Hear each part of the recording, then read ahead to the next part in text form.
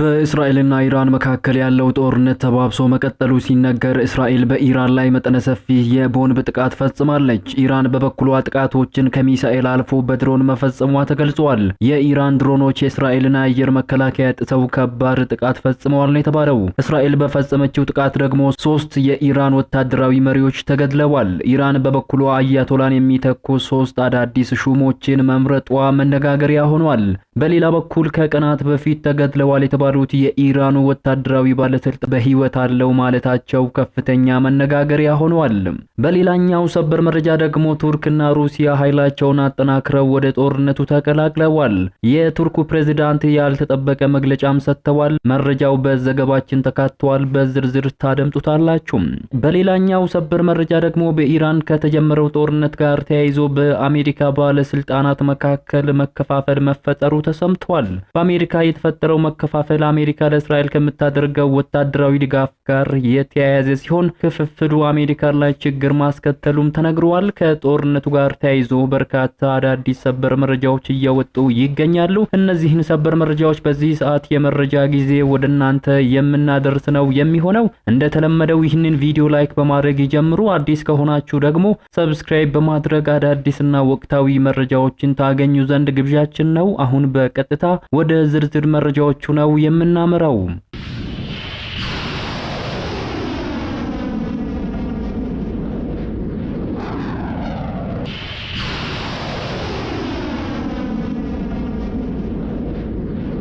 ዘጠነኛ ቀኑን የያዘው የእስራኤልና ኢራን ጦርነት ከቀን ወደ ቀን እየተባባሰ መጥቷል። ሁለቱ ሀገራት በዛሬው ዕለት ከባባድ የተባሉ ጥቃቶችን ፈጽመዋል። እስራኤል የኢራንን ክስፋን ግዛት በስተምስራቅ የሚገኘውን የኒኩሌር ጣቢያ ቦምብ መምታቷ ተነግሯል። እስራኤል በዛሬው ዕለት በኢራን ላይ መጠነ ሰፊ የቦምብ ጥቃቶችን ፈጽማለች ነው የተባለው።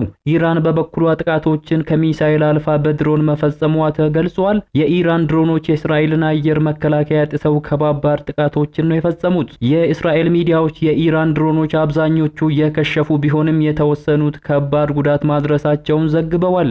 የእስራኤል መከላከያ ኃይል በኢራን ጥቃት ለመፈጸም ለዓመታት ሲዘጋጅ መቆየቱን የሚያረጋግጥ መረጃም ወጥቷል። የእስራኤል ጦር ጠቅላይ ኤታማዦር ሹም ኢያል ዛሚር ከቅርብ ወራት ወዲህ ይህ ጥቃት ዝግጅት ከበድ ባለ መልኩ በምስጢራዊ ሁኔታ እንዲፋጠን ተደርጓልም ብለዋል።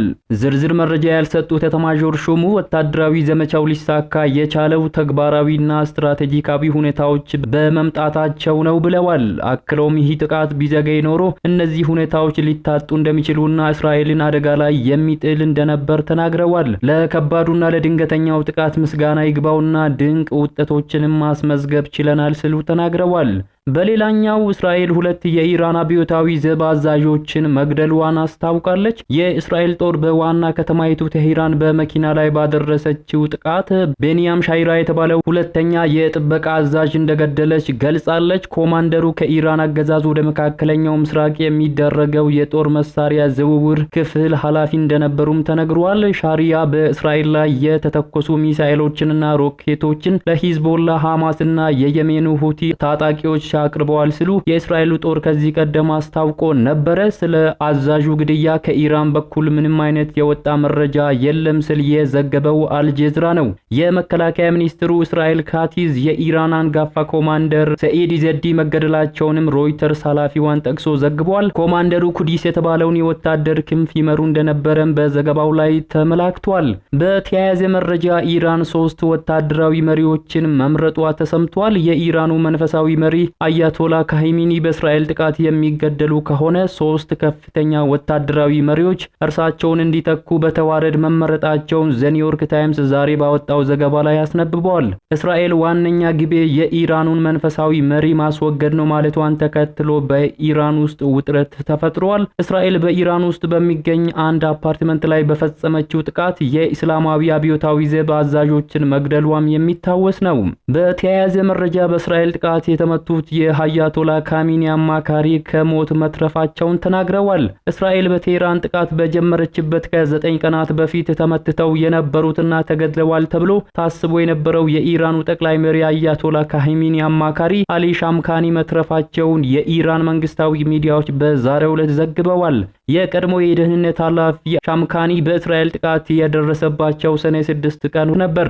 አማካሪው በአሁኑ ወቅት በሆስፒታል ውስጥ በማገገም ላይ እንደሚገኙና በተረጋጋ የጤና ሁኔታ ላይ እንደሚገኙ የኢራን መንግስታዊ ሚዲያዎች ዘግበዋል። ከጦርነቱ ጋር ተያይዞ ኢራን በእስራኤል ጥቃት እስካሁን ቢያንስ 430 ሰዎች መገደላቸውን አስታውቃለች። ኢራን ግጭቱ ከተጀመረበት ከሰኔ 6 ቀን ጀምሮ በእስራኤል ጥቃት ቢያንስ 430 ሰዎች መገደላቸውን ገልጻለች። ከሟቾች በተጨማሪ 3500 ሰዎች መቁሰላቸውን የኢራን ጤና ጥበቃ ሚኒስትሪን ዋቢ አድርጎ ኑር የዜና ወኪል ሪፖርት አድርጓል።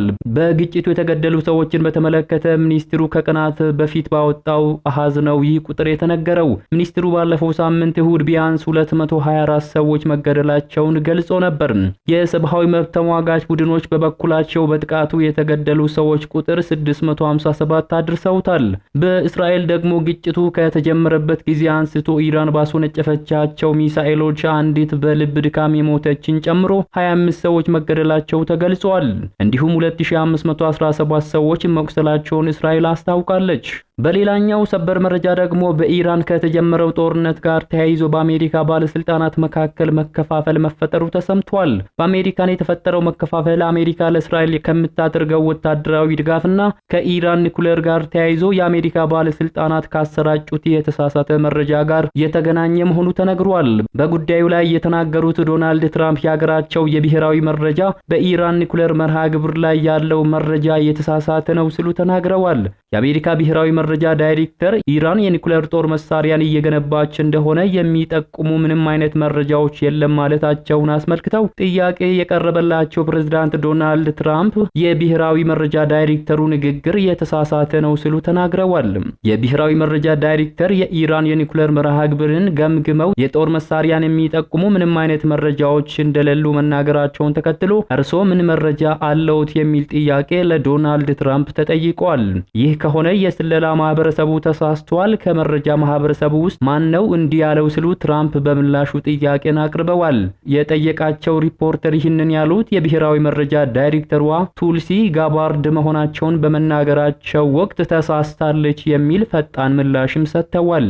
በሌላኛው መረጃ ደግሞ እስራኤል ለመካከለኛው ምስራቅ ሰላም ትልቁ እንቅፋት ናት ሲሉ የቱርኩ ፕሬዝዳንት ተናግረዋል። ኢራንና አሜሪካ ሊያደርጉት ከነበረው አዲስ ዙር የኒኩሌር ድርድር ሊጀመር ሲል እስራኤል በኢራን ጥቃት መፈጸሟ ሆን ብላ ውይይቱን ለማበላሸት እንደሆነ የቱርኩ ፕሬዝዳንት ረሲብ ጠይብ ኤርዶሃን ተናግረዋል። የቱርኩ ፕሬዝዳንት ይህንን ያሉት የኢራን የውጭ ጉዳይ ሚኒስትር በተገኙበት በኢስታንቡል በተካሄደው የዲፕሎማቲክ ጉባኤ ላይ ባደረጉት ንግግር ነው። ኤርዶጋን እስራኤልን የሽፍተኝነት ተግባር አውግዘው መካከለኛውን ምስራቅ ለማተራመስ እየሞከረች ነው ሲሉ ከሰዋል። የኔታንያሁ መንግስት ለአካባቢው ሰላም ትልቅ እንቅፋት መሆኑን እያረጋገጠ ነው ሲሉም ነው ፕሬዝዳንት ኤርዶሃን የተናገሩት። አክለውም የኔታንያሁ መንግስት ሰኔ 6 ቀን 2017 የፈጸመው ጥቃት የድርድሩን ሂደት ለማዳከም ሆን ተብሎ የተደረገ ነው ሲሉ ተናግረዋል። በሌላ በኩል ደግሞ የእስራኤልና የኢራን ግጭት መፍትሄ አለው ሲሉ የሩሲያው ፕሬዝዳንት ቭላዲሚር ፑቲን ወደ ጦርነቱ ጉዳይ ብቅ ብለዋል። የሩሲያው ፕሬዝዳንት ቭላዲሚር ፑቲን የእስራኤልና ኢራንን ግጭት በእርግጠኝነት መፍትሄ ይገኝለታል በማለት ተናግረዋል። አንድ ሳምንትን ያስቆጠረው የእስራኤልና የኢራን ግጭትን ለማስቆም ሩሲያ ከሀገራቱ ጋር ንግግር እያደረገች መሆኑንም ጠቁመዋል። ፕሬዝዳንቱ በሴንት ፒተርስበርግ ዓለም አቀፍ የኢኮኖሚ ፎረም ላይ እንዳሉት ሞስኮ ግጭቱን ለመፍታት ባቀረበቻቸው የመፍትሄ ሀሳቦች ላይ ውይይት እያደረገች ስለመሆኗም ተናግረዋል። የኛ ፍላጎት ሀገራቱን ማደራደር ሳይሆን የሰላም አማራጮችን ማቅረብ ነው ያሉት ፕሬዝዳንት ቭላዲሚር ፑቲን በሁለቱ ሀገራት መካከል ተቀባይነት ያለው የመፍትሄ ሀሳብ ስለመኖሩ በእርግጠኝነት ተናግረዋል ሲል የዘገበው ቢቢሲ ነው። የተወደዳችሁ የሚዲያችን ቤተሰቦች ለሰዓቱ የያዝናቸው አዳዲስ መረጃዎች የተከታተላችሁትን ይመስሉ ነበር። ከሰዓታት በኋላ በሌሎች አዳዲስ መረጃዎች ዳግም እስከምንገናኝ በያላችሁበት መልካሙን ሁሉ ተመኘን።